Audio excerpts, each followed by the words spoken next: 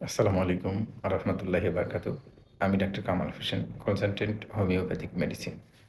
আজকে যে বিষয়টি নিয়ে আলোচনা করব, সেই বিষয়টি হচ্ছে যে পাইলস থেকে মুক্তি পেতে কি করবেন আপনারা? কি কাজগুলো মূলত করবেন? পাইলস অনেক সময় মা-বোনদের ডেলিভারির পরে পাইলসের সমস্যা প্রকটভাবে দেখা দেয়। তখন অনেকেই চিকিৎসা করান, কেউ চিকিৎসা করান না। যখন চিকিৎসা না করান, সেক্ষেত্রে অনেক সময় ডিপ হয়ে যায়। অনেক সময় ইনফেকশন হয়ে যায়। অনেক সময় ওখান থেকে বেশি সমস্যা হলে রোগ পুষে রাখলে ক্যান্সার হওয়ার সম্ভাবনা থাকে। তাই বলব যে রোগ পুষে রাখবেন না। কিছু লক্ষণ আমি বলি। অনেক সময় পেশেন্ট বলেন যে, পায়খানা করতে গিয়ে, পানি খরচ করতে গিয়ে যখন আমি দেখলাম একটা ঠোঁটের মতো, বাইম মাছের ঠোঁটের মতো বের হচ্ছে মলত্যাগ থেকে, এটাও একটা পাইলস। আপনার আবার হচ্ছে যে আমি পায়খানা করতে বসছি, কেউ বলেন যে পায়খানা করার সময় যে তাজা রক্ত বের হয়, দেখলে ভয় লাগে, এটাও পাইলসের সূচনা।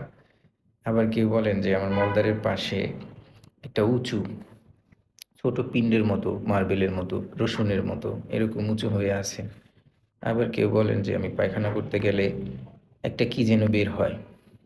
পায়খানা শেষ হলে ধাক্কা দিয়ে ভিতরে ঢুকায় দিতে হয়। এটাও পাইলস। আবার কেউ বলেন যে আমি পায়খানা করতে বসলে আঙ্গুরের থোকার মতো এরকম বের হয়ে আসে। আবার কেউ বলেন যে আমার মলদ্বারের পাশে ছোট ফোঁড়ার মতো হয়েছে, চুলকায় এবং চাপ দিলে পুইজ বের হয়। এটাও পাইলস। তো এটা ক্যাটেগরির মধ্যে যদি পড়ে 1, 2, 3 ক্যাটেগরির মধ্যে আছে। যদি কেউ চিকিৎসা না করান, সেক্ষেত্রে আপনাদের বিপদ আপনারা নিজেই ডেকে আনছেন। তো এখান থেকে যে কিভাবে বাঁচবেন? এখান থেকে বাঁচার উপায় হলো, ১ম কাজ হচ্ছে যে আপনারা রাত্রি জাগা একদম ছেড়ে দিবেন। রাত্রি জাগা যাবে না। রাত্রি জাগলে বেশ সমস্যা আরও বাড়ে। যাদের পায়খানার সমস্যা আছে, যেমন কষ্ট হয় পায়খানা করলে, পায়খানা হার্ড হয়, শক্ত হয়, রক্ত চলে আসে, তাদের জন্য রাতে ঘুমানোর আগে ১ গ্লাস ইসবগুলির ভুসির মধ্যে ৩ থেকে ৪ চামচ ইসবগুলির ভুসি সুন্দর মতো নেড়ে খেয়ে ফেলবেন। তারপর আরেকটা জিনিস খেতে পারেন, যেমন মেথি। রাতে ২ থেকে ৩ চামচ মেথি ১ গ্লাস পানির মধ্যে ভিজায় রাখুন। ভিজায় রাখার পরে ওটা সকালে খালি পেটে খেতে পারেন। তারপরে হচ্ছে যে আপনার অ্যালোভেরা যেটা আছে, অ্যালোভেরার পাতার যে রসটা, এটাও খেতে পারেন। আবার আরেকটা জিনিস হচ্ছে সবচেয়ে উপকারী, সেটা হচ্ছে যেমন আপনার বেল। খালি পেটে ১ গ্লাস বেলের শরবত যদি খান, তাহলে আপনার পাইলস থেকে আপনি আরাম পাবেন, উপকার পাবেন। আবার আরেকটা জিনিস হচ্ছে যে আপনার পাকা পেঁপে।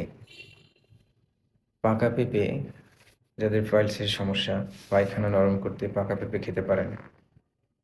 প্রতিদিন অন্তত সবজির পরিমাণ বাড়ায় দেন। সবজির পরিমাণ বাড়িয়ে দিলে পায়খানা নরমাল থাকবে, শক্ত হবে না। পায়খানা ক্লিয়ার করতে হলে আপনাকে যে কাজগুলো বললাম, আমি যে কথাগুলো বললাম, এগুলো করতে হবে। আর যে সমস্যার কথাগুলো বললাম, এই সমস্যাগুলো থাকলে অবশ্যই একজন ডাক্তার দেখিয়ে তারপরে দ্রুত ট্রিটমেন্ট করান। আর একদম রাত্রি জাগা যাবে না। ফাস্ট ফুড, কোক, চিনি এই ধরনের খাবার একদম খাবেন না, একদম খাওয়া যাবে না। টোটালি নিষেধ। যেমন দুধ একদম খাওয়া যাবে না। তারপর গরুর মাংস, খাসির মাংস, অতিরিক্ত তৈলাক্ত যে খাবারগুলো, সেটা খাওয়া যাবে না। তারপরে সেটা হচ্ছে লাল চালের যে ভাত আছে, এটা আপনার জন্য খুবই ভালো। এটা খেতে হবে। সজনে পাতা, সজনা ডাঁটা আপনার জন্য খুবই ভালো। আপনার কাঁচা পেঁপে খেলে পায়খানা শক্ত হবে, রান্না করে খাবেন। রান্না করে খেলে নরম হবে। যাই হোক, অনেক কথা বললাম। আবার হচ্ছে যে আপনার যদি আমাদের হোমিওপ্যাথিতে এই পাইলস রোগের খুবই ভালো মেডিসিন রয়েছে, এবং এই মেডিসিন যদি কেউ লক্ষণ অনুযায়ী খেতে পারেন, এটা দ্রুত রিকভারি হবে। যা কথার মাঝে ভুল ত্রুটি হলে ক্ষমা সুন্দর দৃষ্টিতে দেখবেন। নিয়মিত নামাজ আদায় করবেন। ভালো থাকবেন। আসসালামু আলাইকুম ওয়া রাহমাতুল্লাহি ওয়া বারাকাতুহু।